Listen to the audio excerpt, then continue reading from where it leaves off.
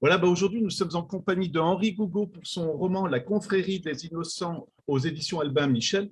Une question toujours qui est très très simple, l'origine du roman, tout simplement, s'il vous plaît. C'est-à-dire que il se trouve que le XIIIe siècle est un peu est un lieu du temps où j'aime bien me retrouver. J'ai écrit plusieurs autres romans qui se passent à la même époque. C'est une époque qui me fascine, surtout particulièrement la deuxième moitié du XIIIe siècle, euh, qui a qui a vu comment dire, qui par certains côtés me rappelle notre époque où nous sommes plus ou moins paumés, quoi, Mhm. plus ou moins perdus. À cette époque-là, dans le midi de la France, dans l'Occitanie, mon Occitanie natale, dans la deuxième moitié du XIIIe siècle, l'hérésie cathare est morte. Enfin, la France, le roi de France étant son autorité sur le Midi, les gens ne savent plus très bien où ils sont. Ils sont hérétiques, ils ne croient plus vraiment, je ne dirais pas en Dieu, mais ils ne croient plus en l'Église catholique. Euh, et donc, ils sont l'Inquisition, et c'est l'époque où l'Inquisition est la plus dure, la plus sévère. On risque la mort pour ses opinions. Par ailleurs, il se trouve que les troubadours, pour qui j'ai une grande affection, parce que je trouve qu'on les traite mal à notre époque. Vous savez, le mot troubadour, qu'est-ce qu'il évoque? Il évoque un type un peu efféminé qui gratte sa guitare sous le balcon d'une femme. C'était pas du tout ça. Dans cette période tourmentée où l'Inquisition commet sans cesse des crimes, ce qu'on appelle aujourd'hui des crimes contre l'humanité, mais les troubadours inventent l'amour. Ils inventent le sentiment amoureux, quoi, qui n'existait pas à cette époque. Voilà, le sentiment amoureux sur lequel on vit encore, sur lequel s'est établi les relations les plus harmonieuses possibles entre les hommes et les femmes. Et voilà. Est-ce que c'est vous Et le à cette troubadour? Est-ce que c'est vous le troubadour? Quand on lit votre roman, je me dis que finalement, c'est vous qui observez tous ces personnages et qui racontez leur histoire. Mais les troubadours écrivaient des poèmes. Ouais. C'est une histoire. Je suis, si vous voulez, non, je ne me considère pas comme un troubadour. Il y a aucune raison. Je n'ai rien inventé. Mais comme comment dire, leur ami, leur serviteur, peut-être, oui. Mhm. Mais par ailleurs, à cette époque-là, c'est une époque qui me touche beaucoup parce que euh, il se trouve que des gens complètement oubliés, complètement inconnus, je pense à des moines copistes enfermés dans leur monastère glacial l'hiver, trop chaud l'été, qui passent leur vie à recopier des manuscrits, c'est-à-dire ce sont des passeurs de la culture antique vers la Renaissance, qui est encore lointaine. Euh, et à cette époque, il est des gens, il est des moines errants qui passent leur vie à porter d'un monastère à l'autre ces livres qui contiennent toute la culture antique, la culture passée, et qu'on va redécouvrir plus tard. Voilà, ils font ça évidemment au danger de leur vie, sans aucune reconnaissance. Et ça me touche beaucoup. C'est Ces justement, gens qui ouais, vont voilà, la circulation des livres. c'est la base de votre roman d'ailleurs, parce que si on raconte Et un petit voilà, peu, voilà, c'est un livre voilà. qu'on va chercher parce qu'il a beaucoup d'implications finalement pour tous les personnages. Est-ce que c'était ça l'idée génératrice du roman ou qu'est-ce que je reviens toujours un petit peu à l'origine, mais voilà. Oui, Comment mais vous avez l'idée trouvé la génératrice du roman, c'est ça. J'avais envie de mettre en scène passeur de livres, un de ces moines plus ou moins solitaires, enfin, qui transportaient sur leur mulet des manuscrits d'un monastère à l'autre, qui transportaient toute la culture, qui transportaient le bien le plus précieux de l'humanité à cette époque-là. Et on ne le savait pas. Voilà. Et donc, il se trouve que mon héros va être amené à passer un livre d'un lieu dans un autre, mais c'est un livre évidemment extrêmement particulier. Voilà, c'est pas n'importe quel livre, c'est un livre secret qui a circulé depuis la nuit des temps, peut-être, en tout cas depuis le début du christianisme. Est-ce que ça vous... Le côté suspense aussi, parce que justement, la base de cette histoire, c'est tout le monde est à la poursuite de ce livre. Est-ce que c'est facile à maintenir? Comment vous écrivez? Vous faites un plan? Vous savez déjà où vous allez? Ou est-ce que vous laissez transporter par vos personnages? Ah non, non, non, non, je fais un plan, je fais même un scénario de l'histoire, D'accord. parce que j'ai quand même l'ambition d'écrire un roman d'aventure. Moi, j'aime beaucoup ça, les romans d'aventure. Ouais, ouais, ouais. D'écrire un roman d'aventure, un roman où il va se passer des tas de trucs, mais pas seulement un roman d'aventure, il faut, dans mon idée, que ce soit, comme on dit, un roman initiatique, que les héros qui vont circuler d'un lieu à un autre avec ce livre si précieux ne soient pas les mêmes à l'arrivée qu'au départ. C'est ce que je l'avais noté justement. Est-ce que c'est une histoire, un parcours initiatique pour chacun des personnages finalement? Parce que comme vous le dites au départ, ils ont un caractère bien précis, mais après ils découvrent que ils se transforment tout simplement, je veux dire. Voilà, oui, c'est, disons, un roman initiatique. Je n'aime pas trop ce mot initiatique parce Non, mais qu'on oui, je on vois le ce met que un peu à toutes les sauces.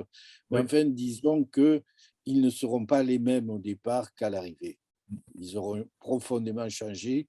Leur aventure, les événements qu'ils vont traverser et le livre même Mhm. en lui-même va les transformer. Et ce que je trouve intéressant, je ne sais pas si vous serez d'accord avec moi, on parle du livre, mais de la religion aussi en général, donc quelque part c'est une vérité qu'on veut faire appliquer. Et ce qu'on découvre avec votre roman, c'est qu'il y a plein de vérités finalement. On peut aborder le même sujet, mais sous différents angles. Et encore une fois, je rejoins le parcours initiatique, même si c'est un grand mot, mais ça participe de tout ça, votre roman aussi. Oui, bien sûr, oui, bien sûr. Que la vérité des uns ne soit pas celle des autres, c'est une banalité, mais enfin, oui, c'est une banalité, mais peut-être qu'il est utile de la répéter, de la dire et de la redire, parce que justement, les gens aujourd'hui, et peut-être bien à l'époque et en tout temps peut-être aussi, considèrent que leur vérité, c'est la vérité qui doit être imposée à tout le monde. Et ça s'appelle l'intolérance et ça génère tous les malheurs, toutes les guerres du monde, quoi. Et justement, c'est pour ça que je lisais ça aussi. Et c'est le personnage, le méchant du roman. Il aura sa vérité aussi quelque part à la fin. Je ne veux pas la dévoiler, mais finalement, il est satisfait quelque part. Et c'est peut-être un vilain mot, mais il va avoir un os à ronger en ayant un nouveau travail à faire, quoi, finalement, non? Vous parlez de l'inquisiteur, Oui, ouais. l'inquisiteur de Toulouse. Et il se trouve, oui, il se trouve que, et ça c'est vrai, c'est historique, que pendant un peu plus d'un siècle même, les inquisiteurs qui se sont succédés à Toulouse ont cherché un livre qui n'existait pas. Oh, d'accord. Voilà, ils ont sans cesse cherché le traité des trois imposteurs, on Mhm. connaît, voilà, dans lequel Jésus, Mahomet et Moïse sont décrits comme des imposteurs, comme des magiciens de foire. Et évidemment, l'autorité épiscopale, l'autorité de l'Église ne peut pas supporter qu'un livre comme ça puisse circuler. Et donc, l'autorité inquisitoriale cherche ce livre partout, ce livre qu'on ne trouvera pas pour la simple raison qu'il n'existe pas, qu'il est un fantasme. C'est fascinant. Par contre, l'autre livre, le vrai livre qui circule, n'a rien à voir avec ça, mais contient une vérité, comment l'appeler, lumineuse, une vérité opposée à celle que les inquisiteurs cherchent dans cette traque du livre du traité des trois imposteurs. Euh, grande, Voilà. grande galerie de personnages. Comment on réussit à gérer tout ce monde? Parce que c'est impressionnant, il y a plus de 10 personnages hein, dans votre roman, et qui sont mis à égalité. Ça doit être un plaisir pour vous. On sent vraiment l'amour que vous avez pour ces personnages. Ouais. Oui, ce sont des personnages que je n'ai pas tous inventés. D'ailleurs, le personnage principal, le petit moine, Alexis, c'est un de ces moines errants qui va de monastère en monastère. Bon, voilà. Vergnol, son ami, qu'il rencontre dans une auberge, c'est un personnage qui a existé, que j'ai trouvé parce que j'ai beaucoup fréquenté les registres de l'Inquisition, les registres qui sont une mine d'or pour un écrivain, parce que dans ces registres d'Inquisition sont notés toutes les, tous les interrogatoires, toutes les accusations, les comparutions des témoins ou des accusés d'hérésie ou d'autres choses, parce qu'on ne juge pas devant l'Inquisition que les hérétiques. Les homosexuels, par exemple, passent devant l'Inquisition.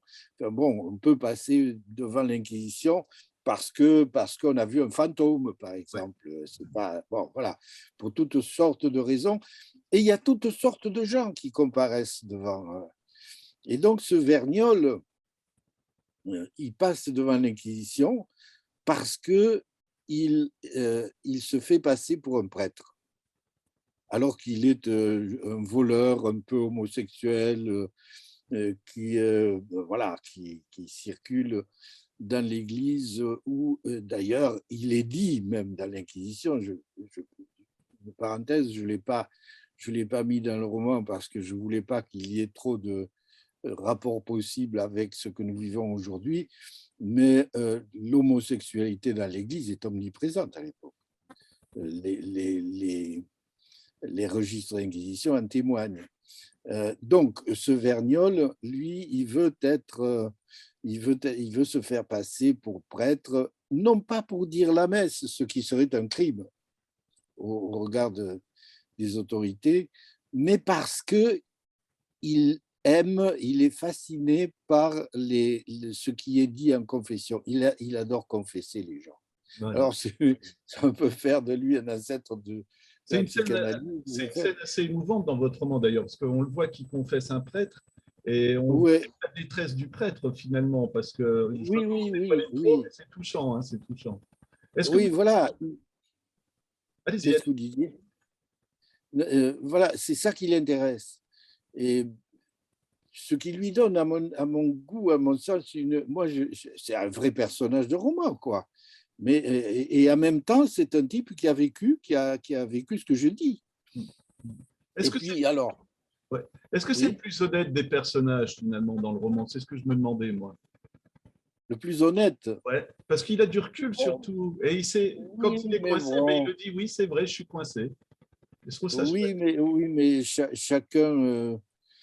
chacun fait ce qu'il peut avec sa peau, quoi. Ouais, Chacun, c'est ça. il y a pas, ce ne sont pas des héros au sens médiéval du terme, ce ne sont pas des chevaliers, c'est des gens du peuple qui se retrouvent embringués dans une affaire qui les dépasse de beaucoup, et qui vont quand même suivre leur chemin, ils vont faire le truc, quoi. Ils vont faire le boulot au péril de leur vie, mais aussi grâce à leur obstination à remplir leur mission, ils vont faire des rencontres comme la rencontre du peuple des charbonniers, des forestiers, chez qui ils se cachent pendant un moment.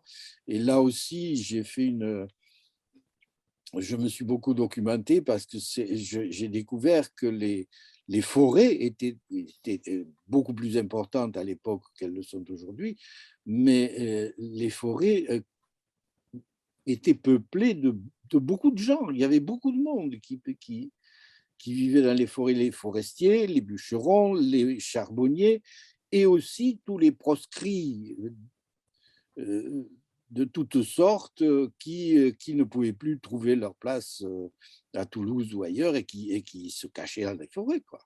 Et il s'est élaboré, et dans ces forêts, il avait été conservé encore tout ce que l'Église catholique essayait d'éradiquer dans le peuple, c'est-à-dire le paganisme, ce qui était la religion des gens, du menu peuple, avant qu'ils soient évangélisés par l'Église. Et de fait, c'est une survie encore dans les forêts, une société animiste de gens qui croient aux esprits, qui ont toute une organisation, enfin, qui ont des convictions pré-chrétiennes, quoi. Et évidemment, mes voyageurs découvrent tout ça et ça fait partie de la révolution. Il y a des scènes que je trouve savoureuses et un décor de votre roman. Je pense que vous vous êtes régalé à l'écrire. Moi, c'est la taverne du Chapeau Rouge et toutes les scènes qui se déroulent dedans. Elles sont magnifiques. Je vous le dis franchement, moi, je me disais à la limite, faites un roman qui se déroule que là, quoi. Est-ce que vous avez pris autant de plaisir que moi, j'en ai eu à le lire, ou est-ce que c'était difficile? Oui, parce que historiquement aussi, il existait à l'époque des confréries de conteurs, et plus particulièrement des confréries de conteurs aveugles. D'accord. Ça existait, oui, oui, ça existait. Et la taverne du Chapeau Rouge, c'est une espèce de cour des miracles sur laquelle règne un vieil homme un peu sorcier, qui apparaît, qui disparaît, Voilà. mais qui a une autorité certaine sur tous ces faux aveugles, ces pègreleux, ces voleurs, ces mendiants qui se réunissent, qui se retrouvent là tous les soirs dans cette taverne où où il va se passer quand même beaucoup de choses. Euh, Votre style, justement, il est ciselé, parce que je trouve ça aussi. Vous avez bossé beaucoup pour le style d'écriture. Est-ce que c'est un style que vous utilisez dans vos autres romans? J'avoue, malheureusement, je ne connais pas vos autres romans. Est-ce que vous changez de style pour adapter par rapport à l'histoire? Et comment ça se passe, justement? Écoutez, moi, je n'essaie pas, je n'essaie pas de faire du style. J'essaie de rendre perceptible, de rendre visible les scènes que je décris. J'ai l'impression de faire du cinéma en écriture. Ouais. Mon but, c'est de donner à voir tout ce que je raconte. Mm. C'est mon côté conteur. Et vous m'en voulez pas, mais moi, je pensais justement au film d'André Une Belle avec Jean Marais ou des choses comme ça. Et je me disais que c'était, il y avait quelque chose de ça dans votre livre ou pas? Mais j'adore ce genre de film. Ouais. J'adore ça. Je le sentais parce que ouais. Non, mais quand vos Je, personnages se déplacent dans les rues, c'est visuel, tout ça, c'est vraiment.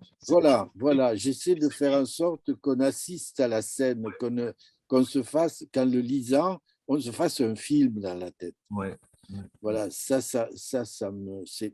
Si on parle de style, disons que c'est le style que je recherche, oui. Mhm. Ça sera une de mes dernières questions, Henri, mais est-ce que quand on voit tous ces personnages, qu'on les a créés, qu'on les a suivis, on a du mal à les quitter aussi ou pas? Parce que c'est une belle conclusion, j'aime bien le final aussi, c'est en douceur, je dirais presque. Oui, on a du mal à les quitter, bien sûr. Bien sûr, ne serait-ce que parce que mais ça, c'est un des mystères de l'écriture, peut-être, en tout cas, tel que je la pratique. Euh, c'est bizarre, mais il se trouve que, bon, au début de l'histoire, on a son plan dans la tête, on a fait son scénario, tout ça. Les personnages font ce qu'on leur dit de faire, ce que l'auteur leur dit de faire. Mais il arrive un moment où les personnages s'échappent. Ils n'obéissent plus tout à fait à l'auteur. c'est comme ça que le scénario bouge, se modifie, parce qu'il y a des personnages qui ne veulent plus jouer le rôle que je leur ai assigné. Voilà, ils prennent de l'épaisseur, ils prennent de la vie, ils prennent une sorte d'autonomie qui fait que après la fin de l'écriture du livre, tout ça, pendant longtemps, il reste présent dans ma mémoire. Oui. J'ai vraiment encore une dernière question parce que j'y pense, mais ça me passionne, c'est la scène de la prison aussi. Je ne sais pas si vous voyez, je ne veux vraiment pas en dévoiler beaucoup, mais je la trouve magnifiquement écrite. Comment vous avez trouvé l'intrigue pour cette scène, justement? C'est-à-dire, ce que je savais, parce que je me suis quand même beaucoup documenté sur cette époque-là, ce que je savais, c'est que les prisons, à Toulouse, à Pamiers, à Carcassonne aussi, on les appelait le mur. La prison s'appelle le mur. Et le mur, c'est une grande salle où tous les prisonniers en attente de jugement, de passage devant l'Inquisition ou autre, sont dans la même salle. Dans la même salle, évidemment sans aucune commodité sanitaire d'aucune sorte. Ils sont tous mêlés les uns sur les autres. Enfin bref. Et évidemment, ça donne une idée de l'enfer, quoi, un truc comme ça. Et voilà, et les gens ne cessent, les prisonniers ne cessent quand même pas d'imaginer, de rêver, de vouloir s'évader, de chercher à sortir de là. Et effectivement, mes deux héros emprisonnés sortent de là parce que la confrérie des conteurs aveugles est passée par là, quoi. Voilà, pour moi, j'en ai terminé. Henri, j'espère qu'on aura donné envie aux gens de lire votre roman qui est vraiment un régal. Moi, je Merci. me suis régalé, quoi, tout simplement. Eh bien, merci beaucoup. Voilà, je donne Merci. encore à nouveau juste le titre, Henri Gougaud, La confrérie des innocents aux éditions Albin Michel. Merci beaucoup, Henri. Voilà. Merci à vous.